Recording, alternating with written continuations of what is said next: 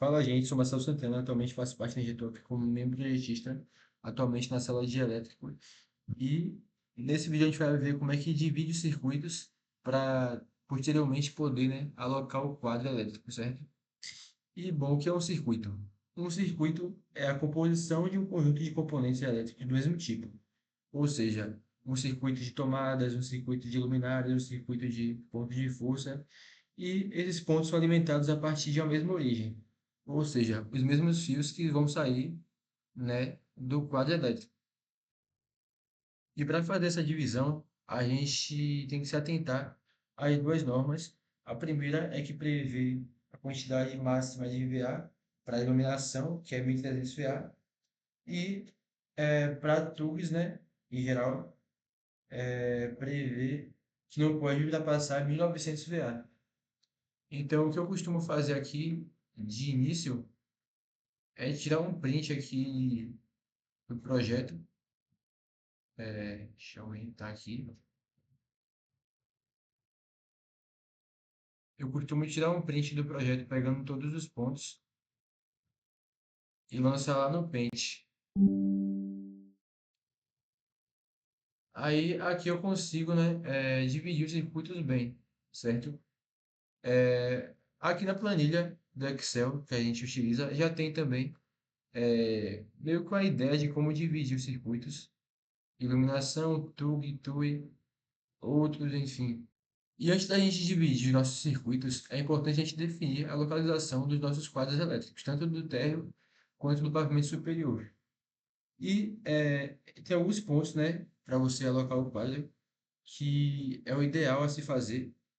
E o primeiro é ter cuidado para não alocar ele em locais privativos, como quartos, dormitórios, banheiro, ainda mais que área molhada. E também é ideal que ele seja alocado é, em locais mais próximos às maiores cargas, para que assim ele seja o centro de carga da residência, certo? E, além disso, ele deve ser alocado em um local de fácil acesso, né, para manutenções, emergências, e não deve estar obstruído por móveis ou portas. Então, dito esses pontos, um local ideal para colocar o quadro aqui nesse projeto seria aqui na cozinha, mais ou menos nesse local aqui. E é ideal que o pavimento superior ele esteja em um local bem próximo também, né, mais ou menos aqui. Só que para evitar que seja em um local privativo, ao invés de colocar aqui nesse quarto, eu colocaria mais ou menos aqui nesse corredor. Também aí é uma boa localização para a gente colocar o quadro, certo? Então, meio que a gente marca aqui também onde vai ficar o quadro, para ter uma noção. E a gente pode continuar, começando, né, pelo circuito de iluminação. O que a gente faz basicamente é aquilo que eu mencionei anteriormente, né? De um circuito de iluminação não poder passar de 1.300 VA, mas já que não é o caso aqui, todos os circuitos, ou todos os pontos juntos não vão ultrapassar esse limite, então eu posso colocar todos no circuito 1, certo? Então a gente pode fazer simplesmente o seguinte, ir conectando aqui todos os pontos de luz, né? Eu vou conectar todos os pontos e depois eu mostro como é que ficou. Pronto. A gente já terminou aqui nosso circuito de iluminação. Ficou mais ou menos assim, como vocês podem ver. Aqui está separado porque o interruptor que está conectado com esses aqui está vindo daqui de cima. Então, teria que ter o retorno para conectar esses aqui. E aqui embaixo não seria tão viável.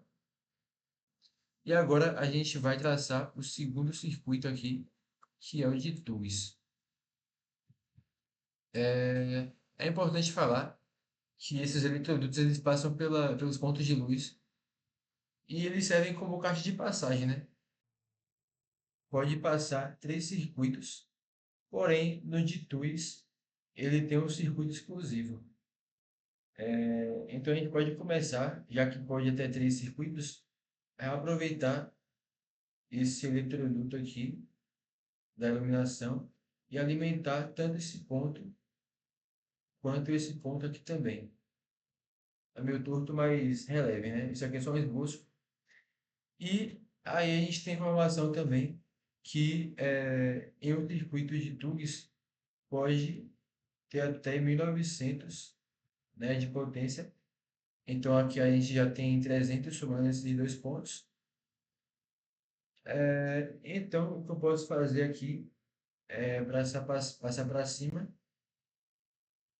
e pegar esse de 600, esse de 100 e também pegar esse aqui de 600, certo? Então, se a gente for totalizar aí, vai ficar 300 menos 900 fica 1000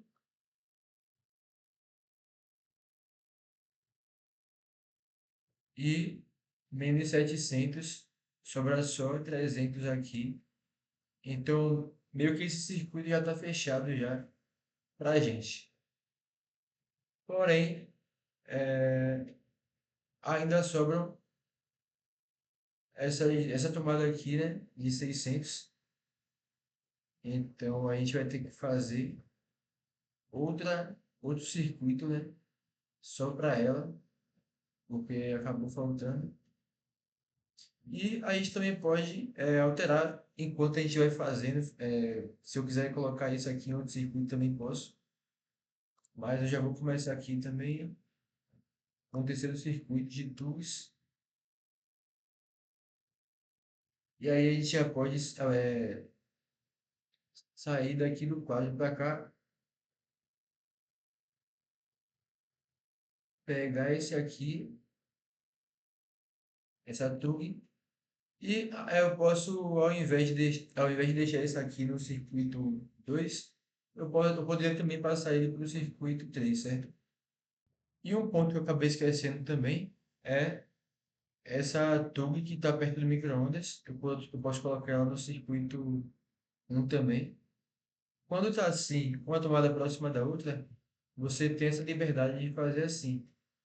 Só que se eu fosse fazer, por exemplo, assim, além de não poder, né, que está aqui uma posição embaixo da janela, fica muito longe, isso pode causar problema estrutural na parede, certo? Então não é muito ideal, é ideal só quando estivesse em pé. E agora a gente pode ir pro circuito das TUIs. Eu vou começar pela máquina de lavar. Então a gente pode botar aqui TUI, máquina. Isso aqui eu posso apagar já. Bom, quando é TUI, o circuito é exclusivo. Então eu já posso vir para cá, com esse eletroduto que já está criado já. Aqui vai fechar a conta de 3 eletrodutos. Então, vou conectar para cá e vou conectar daqui para a máquina de lavar, certo? Aí, vou colocar outra cor aqui também. E a gente já pode botar tu e micro-ondas.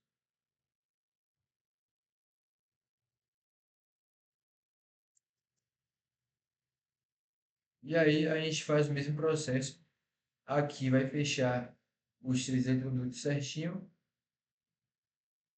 A gente pode passar daqui para cá e aproveitar aqui esse eletroduto para conectar também ao micro-ondas aqui, certo?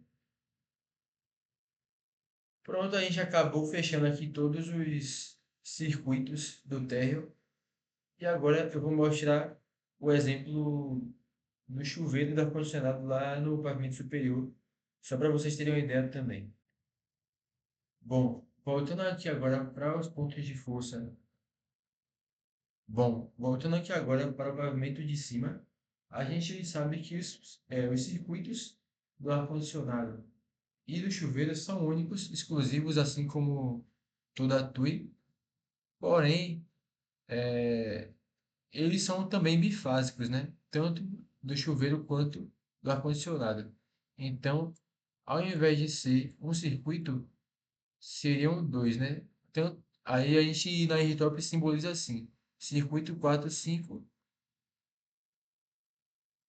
TUI do ar-condicionado, certo?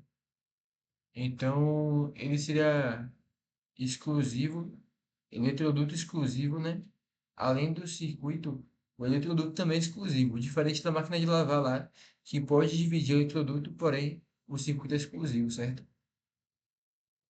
Então a gente pode lançar daqui para cá. E no chuveiro, a mesma coisa, ao invés de ser 4 5 vai ser 6 7 2 chuveiro. E aqui a gente pode lançar direto. Óbvio, deixando sempre claro que os eletrodutos não se cruzam, certo? A gente pode fazer isso aqui. E prontinho, a gente já acabou aqui de dividir os circuitos. Agora é só colocar eles na tabela, aqui no quadro do Excel e posteriormente no Revit.